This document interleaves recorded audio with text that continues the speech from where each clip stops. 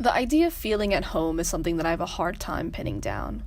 I don't think I've ever felt fully at home, but I also can't recall a time that I felt displaced or like I wasn't where I was supposed to be. When I was 7 months old, I was adopted from China and brought to the United States by my adopted family, and my life with them and in Texas became my home. My mom would always tell me that, like, home is, like, where you have, your family. It's exactly, if you're in the same room, then that's your home, and if that's your home for the next 3 years, that's your home for the next 3 years. And I do stand by that, but for me, I have come to the realization that home is not the house in which we are all presiding. For me, home is where is our staircase.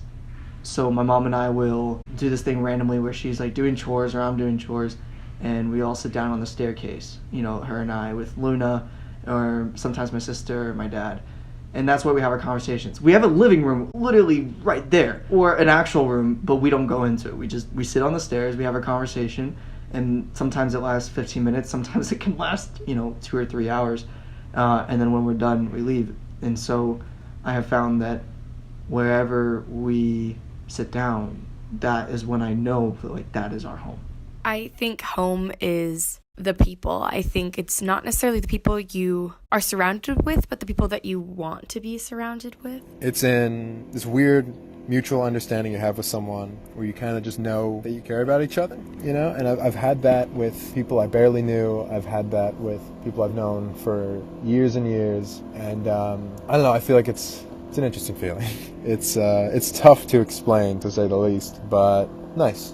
And it's unique, and it's not like any other feeling, and I guess that's why I have that feeling as my home feeling, and it's scarce. You don't get a lot, and to be honest, it's not ever in happy moments. It's never in something that people would consider a great time. For every time that it is, sitting with someone that you enjoy being around and in a loving environment, it is 4 times crying on a bathroom floor. So it's a multi-layered thing. It's the temporary home I'm living out of right now. It's the ancestral home.